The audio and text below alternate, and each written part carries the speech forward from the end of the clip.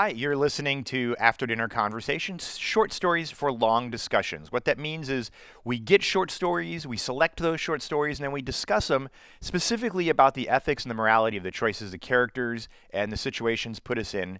Why did you do this? What makes you do this? What makes us good people? What's the nature of truth, goodness, all of that sort of stuff. And hopefully we're all better, smarter people for it and learn a little bit about why we think the way we think. So thank you for listening.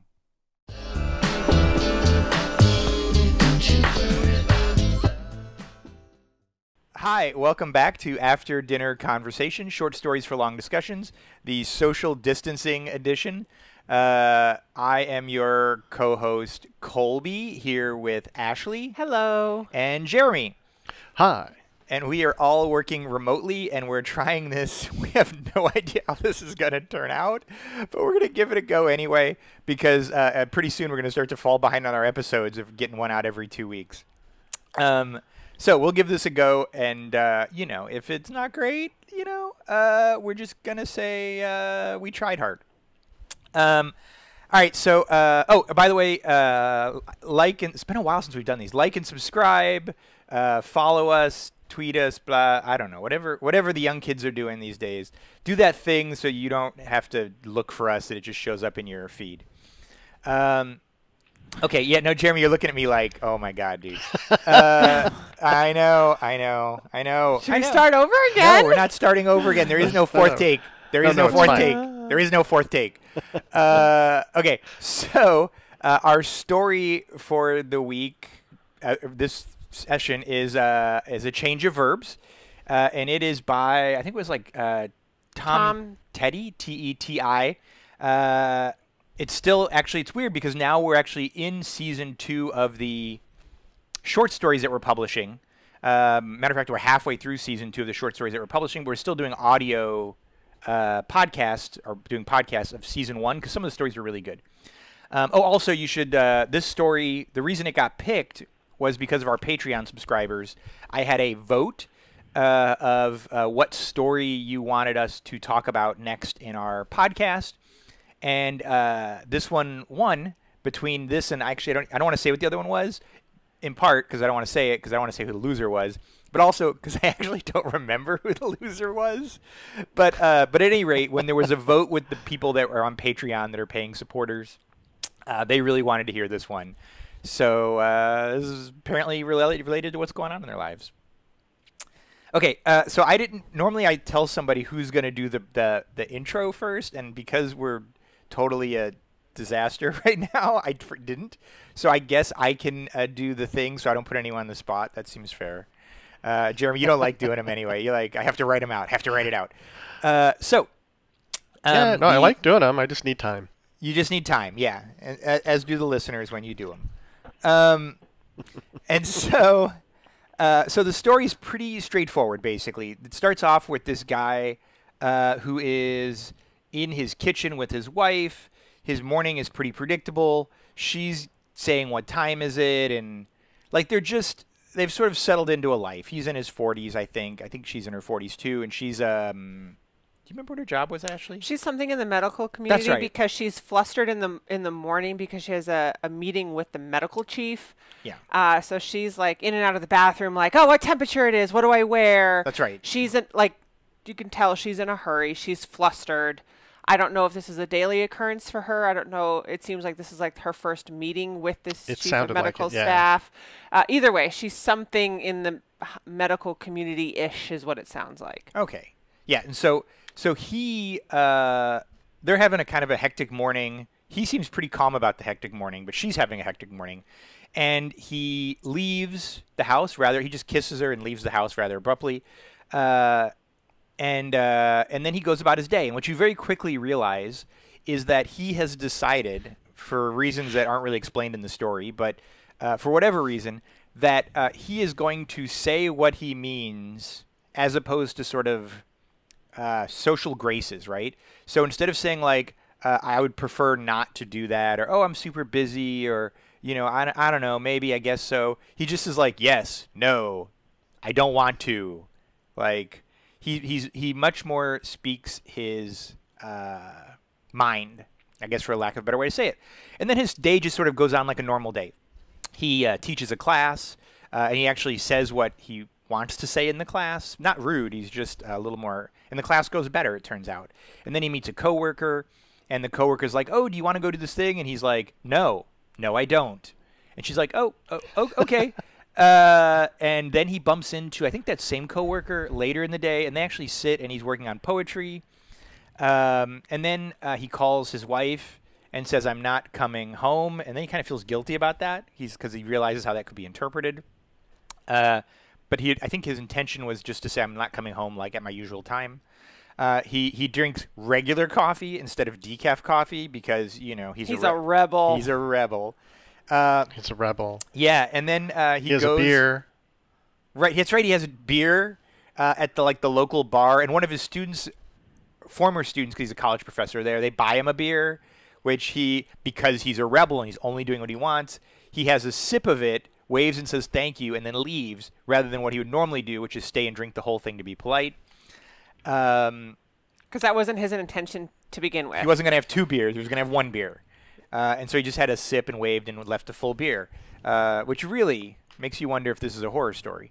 And then I think he goes home, and his wife's already in bed, and he sees his wife in bed, and he's like, oh, there's some question about he's kind of sees her under the covers. And he's like, hey, you're looking kind of fine, and then she asks him how his day was, and it was good, and she says, you got new glasses. Oh, because he didn't like his glasses, so during the day he somehow bought and got brand new glasses, which I didn't even know you could do in one day, but apparently you can, at least in the story.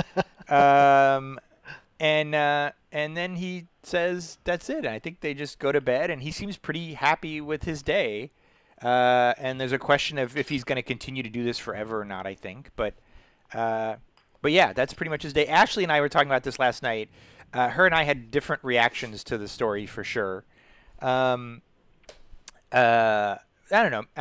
Different volumes of reaction, but maybe not different threads of reaction. Jeremy, I'm curious though. Before we start what we thought of it, what did you think of the story? What did you think of the sort of premise of it? So I really liked the story from a storytelling perspective. I have mixed reactions to the point of the story. Okay.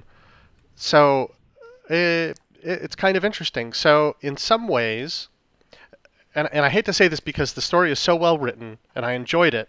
It's really smooth reading. Sounds like, yeah, smooth reading and good visualizations and really well written.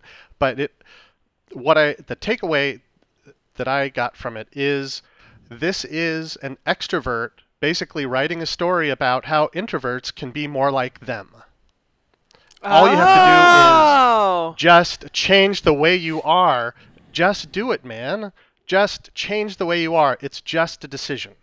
Just be a different human being and you'll be happier. Everything you wanted to be. So he's an introvert. He's an introvert that changes his verbs and now becomes an extrovert. Well, and that's even a simplification of it because it really isn't about introversion and extroversion. It's a little more about if you're letting other people tell you what to do instead of just doing what you want. And he even says something about this. He's treating himself to indulgences all day. And there is a paragraph where he talks about this and what is it we're calling it? Allowing himself indulges, what was it? He'd been treating himself to indulgences all day. Treating himself to suggests a temporary break from routine. Allowing himself suggests a well-established discipline purposely elapsed. Giving into suggests temptation's triumph over a faulty will. None of those verbs helped explain what he wanted this day to mean. He wanted the past to be only a building block, a scribbled ghost of an idea. He wanted this day to be the beginning of a second draft. And this is actually the one paragraph that I feel like takes all of this idea that, I'm just telling you what to do. As an extrovert, I'm telling you, you can be you can be an extrovert too instead of this introvert. But this, I think, ties the story together into here's kind of what is going on for him. And it is everything else was just foundation. This is the second draft of my life, which I do like. This one paragraph kind of makes the story. How would you describe, because this is the part that Ashley and I were talking about yesterday, how would you describe what he's doing differently that creates it to be the second draft of his life? That's the part we were confused about. Because you could argue that it's just rudeness. Like, that he could just, you can still say you want to do something and just not be rude about it. I saw it more of being passive versus aggressive. Like, he seemed very passive on his choices of what he wants to do, and now he's just say what you mean and mean what you say. I think that came across for me more of that. Yeah. Yeah. Where he's letting other people make his decisions, and he was even dreading it at the beginning. He has this conversation all the time with his wife, what are you doing today? Where she has an agenda for him, and he's been allowing her to set this agenda. He's been allowing all these other people to set his agenda. Mm-hmm. And he wants, him to be his own person. He has an agenda, and he wants to follow that agenda. He was just like a participant in his life, not an active participant. He was just doing what was expected and told of him to do and following social norms instead of actually setting his own tone. Yeah, exactly. Yeah. So apparently we've got a little bit of a delay. So I will tell you why I liked it, and I think this is where Ashley and I differed. We try to hold off on our conversations before we have this so that we're not like rehashing old conversations, but we couldn't help it last night. But you mean the story did exactly what it's supposed to do? Exactly. We had an after-dinner conversation? It actually technically was after dinner, too. Actually, it was kind of like pre and post dinner while making dinner. So here's the part that I liked about it. I think it resonated well with me. And not that I think that the character is a flawless character or whatever. Is I appreciated the fact that he had created his own cages, right? That the very first time, 12 years earlier in their marriage, or 15 years earlier in his marriage, when his wife came in and said, "You're mumbling, I can't understand you." If I had to come in here, and she yells at him about like not getting what time is it correctly. Like 15 years ago, he could have been like, "Honey, you could come in here and look at the clock yourself." Like he could have set the tone so early on. Yeah, he could have set the nature of like what he was willing to accept, both in the way of sort of aggression, but also just in the way of his own space, right? Like so I understand that he's frustrated with his life, but he has only himself to blame. Some people are just inherently like that, though. They're just naturally more passive people. And so you're expecting him to have set that tone such early on, but maybe he wasn't there in confidence level or, as a person. And so, yes, I agree. If he would have been a different person 15 years ago, then they wouldn't be in the situation they are 15 years later. But you can't fault him for, like, being who he was at that time. And I give him props for trying to make a change. That's for sure. I totally agree. And I also think that what frustrates a person can change over time, right? Like 15 years ago, absolutely, that might not have bothered him. Yeah. Right. Or even 5 years ago. And so it might just be a question of just like, look, it didn't bug me that long ago, or my mental framework of how I interact with people is exactly what I chose. And over many, many years, it just bugs me now, and it didn't before. And so finally he got to the point where he's like, well, I'm just not going to do that anymore. First 200 times you asked that question, it was fine. Right. That 201st time. Yeah. Right. Yeah. Now what as it goes to his relationship with his wife, I wish there was more backstory. Obviously she's having a flustered morning. We don't know if it's been this way for a day, for a week, for a month, for a year. I read it as forever. You read it as forever, but we don't know. Obviously, this is the first time she's meeting. She mentions, this is the first time, I believe she mentioned this is the first time she was meeting the head of the hospital or surgical coordinator, whoever the guy was. And so you can't fault her for being kind of, you can fault her, but we don't know if this is a high stress day for her, and is this day 1, is this day 2? Is she a shrew every day? Or is she a shrew every day, or is today kind of, so I wish there was more I kind of read it that this was pretty standard. Yeah. I just wish there were, I didn't want to make assumptions on my part, because I didn't know how long. I mean, it's one thing to like give it a pass, like I understand, like this is like day 1 of your job, honey, like she's gonna be stressed out, or is this been a thing that's been continuing on for a very, very long period of time? I just wish there was more backstory I didn't know which way to mentally take that. I for me personally. So we're giving you a chance, since I know you're on a little bit of a delay feed, Jeremy. Oh, okay. No, that's fine. I think I tried to make my point. But it's okay. Yeah, he did. All right, you made your point. Yeah, fair enough. So a couple of questions that we got from our discussion questions. First one is, the story's called A Change of Verbs, but what is Simon really changing about himself in the way he speaks?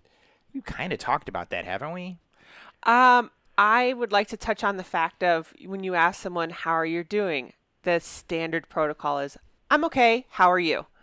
And if you finally answer anything except for I'm okay, how are you, look at the reaction of the person you're talking to. Like it totally cuts this chain of reaction, and it freaks people out.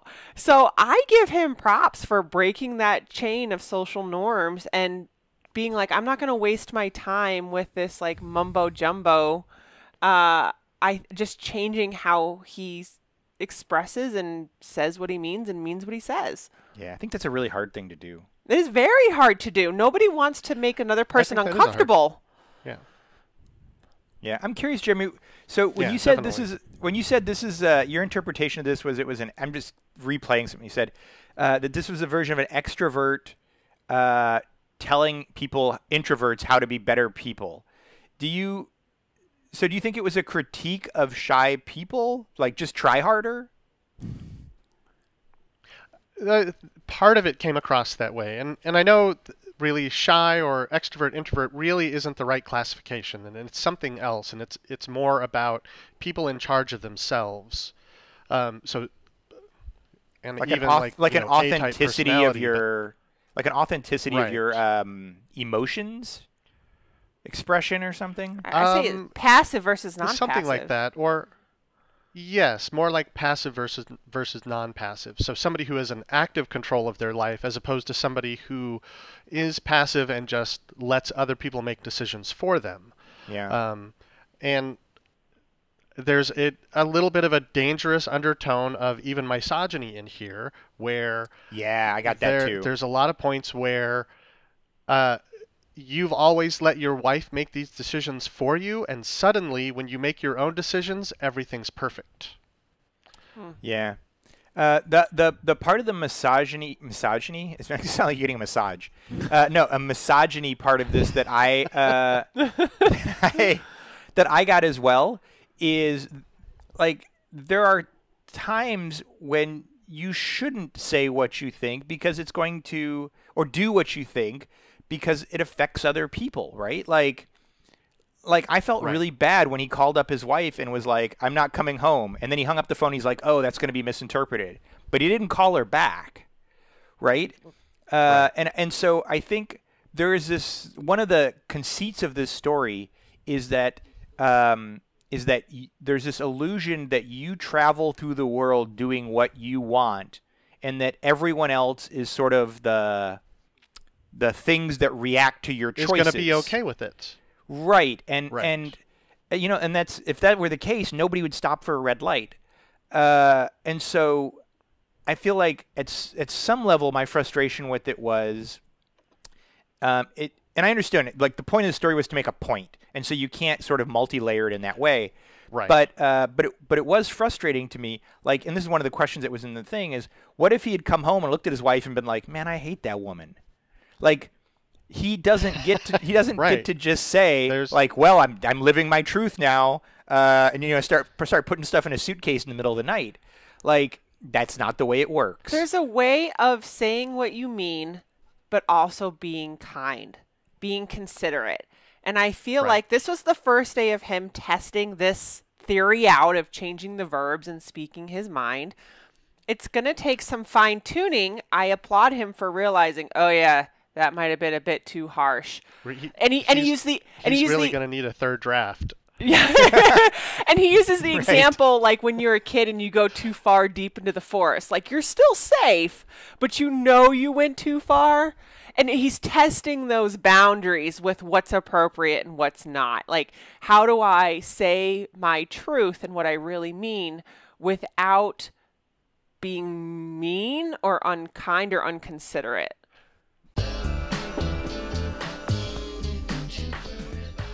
Hi, this is Kolby, and you are listening to After Dinner Conversation, short stories for long discussions. But you already knew that, didn't you? If you'd like to support what we do at After Dinner Conversation, head on over to our Patreon page at patreon.com/After Dinner Conversation. That's right, for as little as $5 a month, you can support thoughtful conversations like the one you're listening to. And as an added incentive for being a Patreon supporter, you'll get early access to new short stories and ad-free podcasts, meaning you'll never have to listen to this blurb again. At higher levels of support, you'll be able to vote on which short stories become podcast discussions, and you'll even be able to submit questions for us to discuss during these podcasts. Thank you for listening, and thank you for being the kind of person that supports thoughtful discussion.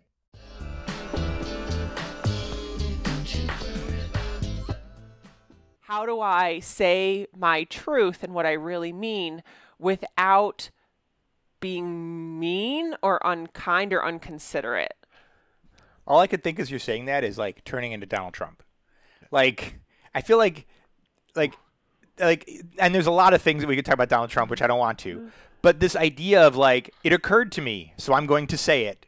And like 5 minutes ago, something else occurred to me, and I'm going to say it. And they don't even agree with each other.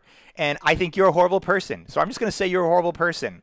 And I'm not going to worry about how that causes you to get bullied or slammed in the media or I'm just going to emote with like in a filterless way. And I don't think that's what the story's saying. It's just saying maybe like move the scale a little bit.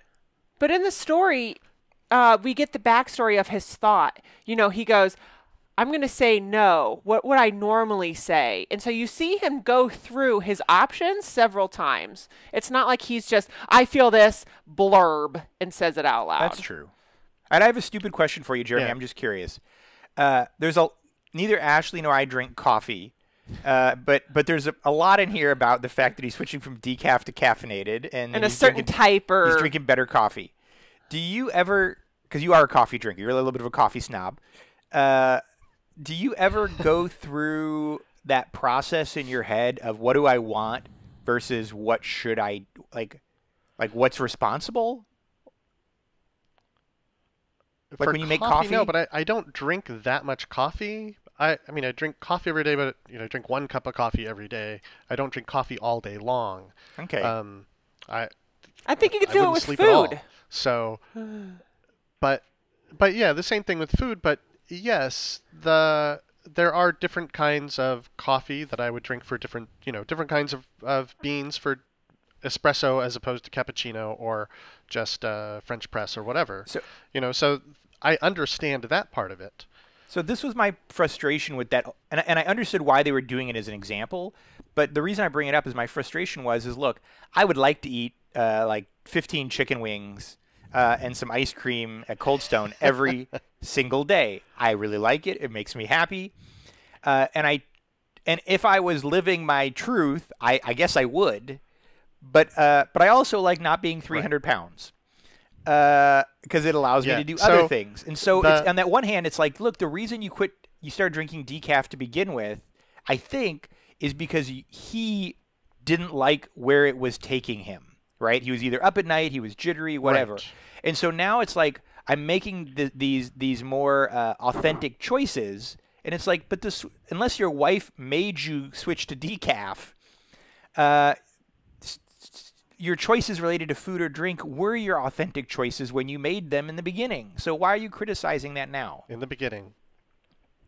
Right. Yeah. So one thing, I honestly, reading the story the first time through, there was this question the whole time, because it was all this coffee, decaf, no sugar, these were verboten, through the whole story. Yeah. I was really expecting at the end, to be this heart attack diabetes moment. Like there was a reason this was, not allowed.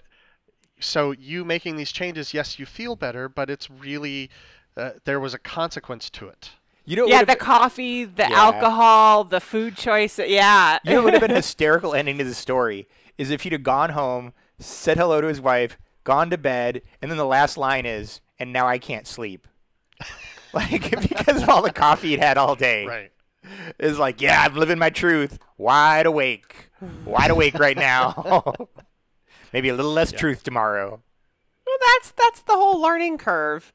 Of learning to stand up for yourself and realize, oh, wait, there's a reason why certain things are the way that they are. It's a learning curve. Yeah. So I will say that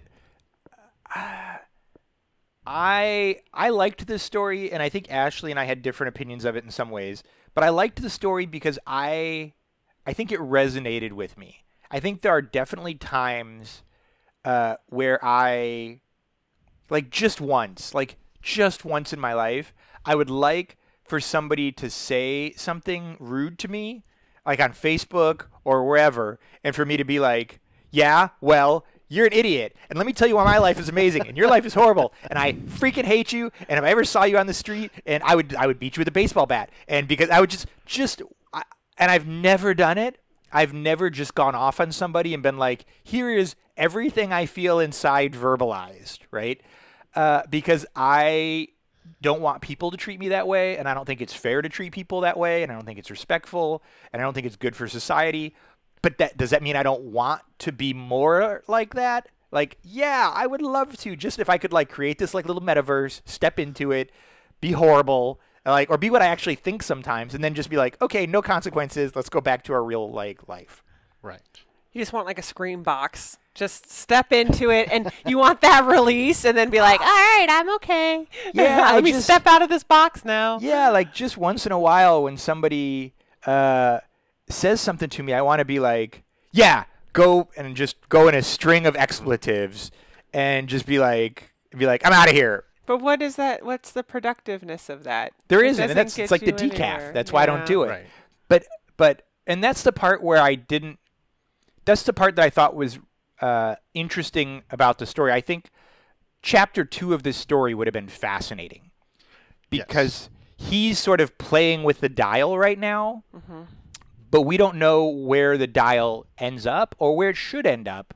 But we know that it's been slowly slipping more and more and more towards passiveness for probably years or decades.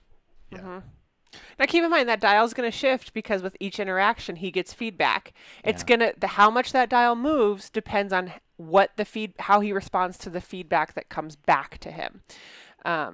With each interaction like that. I think he had a good interaction with, was it Dr. Gupta, the lady? Right. He was like, no, not today. And she was like, okay, walked away. And he was like, okay. And then later on, they could still have a conversation. He realized, oh, that wasn't me overstepping my bounds. That was me just explaining, no, I'm busy right now. Try again later. Yeah, that's how I knew he had tenure. Yeah. Because he wasn't like, of course I will. What can I do to help? Jeremy, anything else? I feel like this is a little bit of an odd interaction because there's a little bit of a delay here. But so I want to at least give you the floor. Are there things that resonated with you anymore that you had questions about? No, it was really the same things resonated with me that did with you that you mentioned. So there is, well, not only just the saying what you mean back to people who talk to you, who use your time and your energy, which there was a lot of this. All of these interactions that he had were normally, energy sucks. The department head, always comes on Friday and always wants him to do, have meetings during lunch. That's an energy suck. So there was a lot of this really doing what's good for you as opposed to what's good for other people. I mean, there are consequences to that. And again, that's where you have to bring that dial back to the middle. Yeah, Yeah, it'll be interesting to see. The other point was. Yeah. It'll be interesting to see how he lives with the consequences of just this one day. Yes. What happens tomorrow, the next day, the next day. What happens with his wife? What happens when he reacts to that? That was the thing that really upset me with this story is if this is somebody that you really love and you really care about, you don't treat him that way.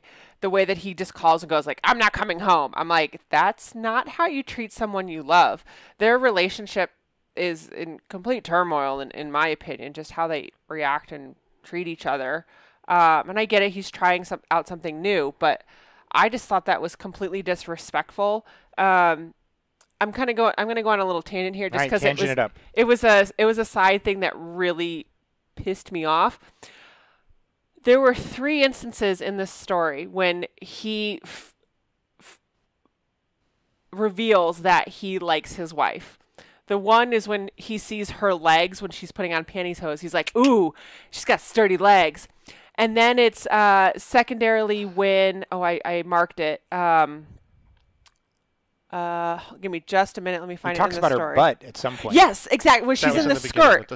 When she's putting on the skirt, the backs of her ankles and gray tights and and then at the end when she comes home. And at the end when he comes home and notices her outline under the quilt, the way that he just reacts to her physical appearance rather than her personality, her, anything else. His only positive reactions to her are purely physical. And that made me have a huge red flag and made me disgusted at this man if the only positive things that he has to say about her are her physical attributes. Yeah. I was like, ooh, those are the only 3 instances where you hear him talk about her in a positive light. Yeah, I don't know how, and I understand that. Like, I don't know how you would have fit that into the story. You would have had to given her more dialogue, more interactions. More interactions. Because, like, what would he have done? Walked in, he's like, I walked in and I saw my wife and I thought, she's a very kind person. But while she's sleeping. Well, you don't notice someone's kindness when they're sleeping. He could have been, I saw her and it flooded back these memories of all these good things that we said to each other or talked about. Like a family photo or something. But or no, flashbacks. it's I see her body outline. And I was just like, I think as a way to alter the story is have interactions that remind him of his wife. Yes. During the day. So there are flashbacks to interactions that give her more character. She doesn't have to be physically in the story, Right.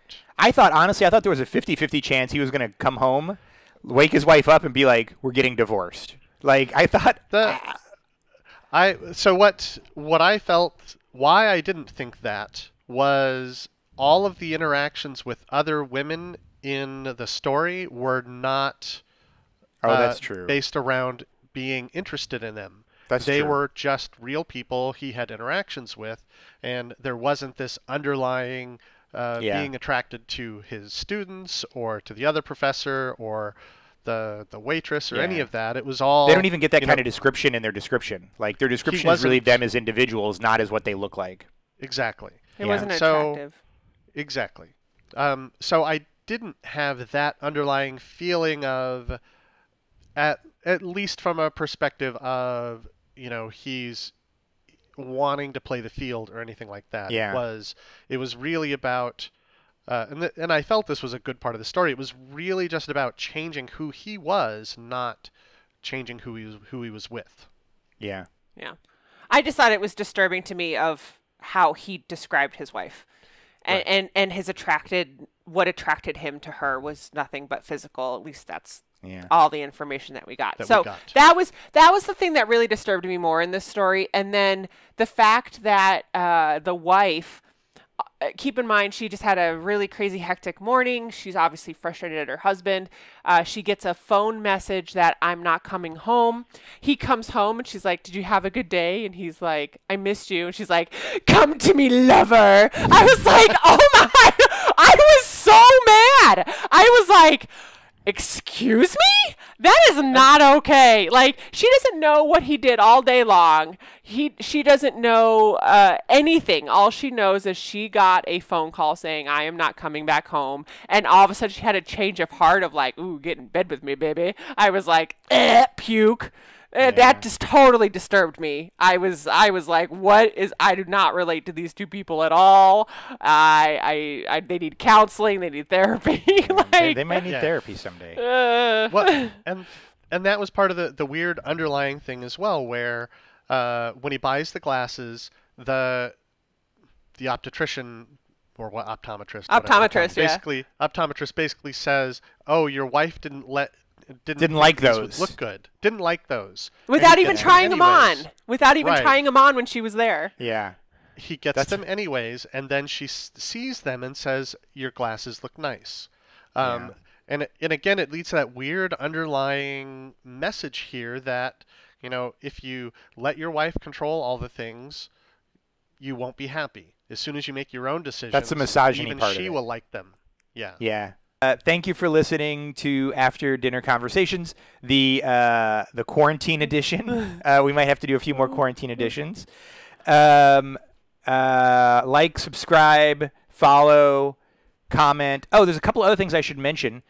We are, and this will come out while this is going on, we are running another writing competition. We've now had 2 with winners. Actually, the same guy won the first and the second one. Ooh. Because I think he follows us or knows what we're doing, and so he writes exactly the kind of thing we're looking for. So I think he's writing for the competition. Like, good on him. Don't let that deter you, though. If you've got a good story, pump them out. No, we got, and I would say the sooner you submit, the better, because our first competition we got like X number of submissions. The second competition we got 2x the number of submissions, and I think each competition is roughly going to double or something the number of submissions that we get. So the earlier in the competitions that you submit, the fewer people you're probably competing against. By competition number 7 or 8, we're going to have like 2,000 applicants, I think, or something silly, which I'm kind of looking forward to, kind of. Also, there is now a Patreon group. Couple of cool things about the Patreon group. Number one, if you join the Patreon group, you automatically get a hardback, paperback copy of the book, as well as an ebook copy of the book sent to you. So you'll have a paperback version. You also get to vote on which ones we do podcasts on. You get early access to the podcast, commercial-free versions of the podcasts, all that. And additionally, we now have a Facebook group virtual book club. Imagine you were in this right now. Yeah. You can do that. You could be one of us. You could be like the fourth person in this, so to speak. And we've been doing those, and those are super interesting. We've done some of the stories that we've already had podcasts about, but the hope is we'll do some that we haven't ever had podcasts about that we just didn't have time to get to, so that we can have totally different conversations as well. So at any rate, the competition, the Facebook group where we do virtual book clubs with this, the Patreon. There's just a ton going on. We actually just passed, I don't know if you know this, Jeremy, I think I sent you the link. We just passed 5,000 ebook downloads for 2020. Oh, just for 2020. Isn't this podcast, what is it ranked now too? Oh yeah, it was just ranked the top 10 best short story podcasts you have to listen to in 2020. By like some organization. I don't know. Yay! Yeah, we'll include a link in the description. So yeah, it's kind of interesting. We didn't get 5,000 book downloads in all of 2019, and we're only 3 months in or 4 months into 2020. Nice. We've already gotten 5,000. Basically, tell your friends this is growing. This is just going to get more and more interesting. Tell your friends, tell your family, share, like, subscribe. Let's keep it going. Man, I miss the kittens. I know, right? We'll be back. We'll be back with kittens someday. All right, I'll talk to you later, Jeremy. Thanks for joining us. Yep, thank you.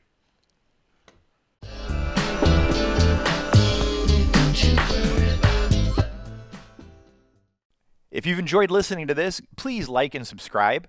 It helps us out a ton. You know, the vast majority of people listen haven't liked and subscribed, which means maybe it shows up in your algorithm, maybe it doesn't. So don't leave that to chance. Just go ahead and hit that button, and we'd sure appreciate that. And that way we can keep doing what we're doing, and you're not left to the whims of some algorithm. Thanks.